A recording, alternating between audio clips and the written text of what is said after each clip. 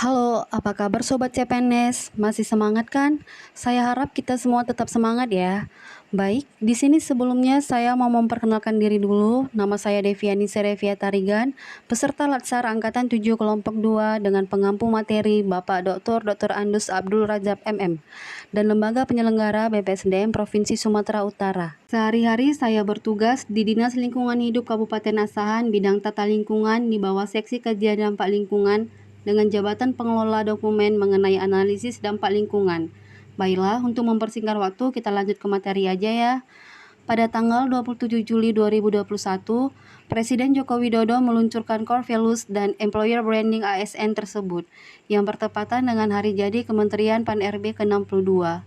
Core Values ASN yang diluncurkan yaitu ASN berakhlak yang merupakan akronim dari pertama, berorientasi pelayanan, kedua, akuntabel, tiga, kompeten, empat, harmonis, lima, loyal, enam, adaptif, tujuh, kolaboratif. Materi yang akan kita bahas kali ini yaitu nilai berorientasi pelayanan. Sebelumnya, siapa di sini yang tahu apa itu fungsi ASN? Fungsi ASN itu ada tiga, yaitu satu, ASN sebagai pelaksana kebijakan publik, kedua, ASN sebagai pelayan publik, tiga, ASN sebagai perekat dan pemersatu bangsa. Definisi dari pelayanan adalah aktivitas yang diberikan untuk membantu, menyiapkan, dan mengurus, baik berupa barang atau jasa dari satu pihak ke pihak lain. Sedangkan definisi dari pelayanan publik adalah kegiatan atau rangkaian kegiatan dalam rangka pemenuhan kebutuhan pelayanan sesuai dengan peraturan perundang-undangan bagi setiap warga negara dan penduduk atas barang, jasa, dan atau pelayanan administratif yang disediakan oleh penyelenggara pada publik. Oleh karena tugas pelayanan publik yang sangat erat kaitannya dengan pegawai ASN, sangatlah penting untuk memastikan bahwa ASN mengedepankan nilai berorientasi pelayanan dalam pelaksanaan tugasnya.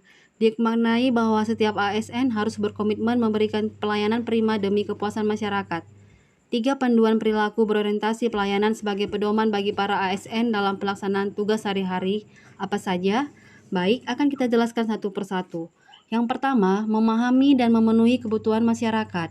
Untuk dapat memahami dan memenuhi kebutuhan masyarakat sebagai salah satu unsur penting dalam terciptanya suatu pelayanan publik, terlebih dahulu kita melihat pengertian masyarakat atau publik sebagai penerima layanan. Yang kedua, ramah, cekatan, solutif, dan dapat diandalkan.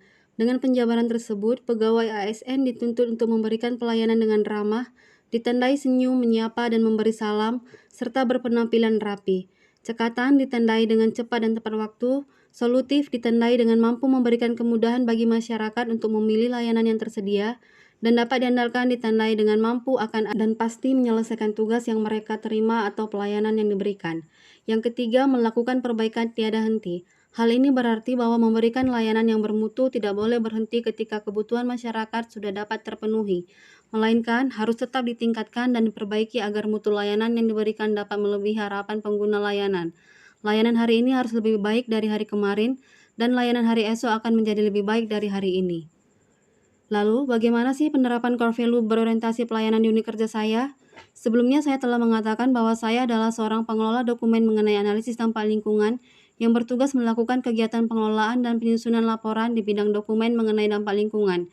Jadi, penerapan core value yang berorientasi pelayanan yang dapat saya lakukan adalah melakukan pengecekan dokumen mengenai analisis dampak lingkungan sesuai dengan prosedur dan ketentuan yang berlaku, memberikan pelayanan kepada pemrakarsa atau konsultan dalam hal penyusunan dan penilaian draft dokumen lingkungan secara benar dan objektif sesuai dengan prosedur dan ketentuan yang berlaku. Nah, sekian podcast kali ini. Semoga bermanfaat ya teman-teman.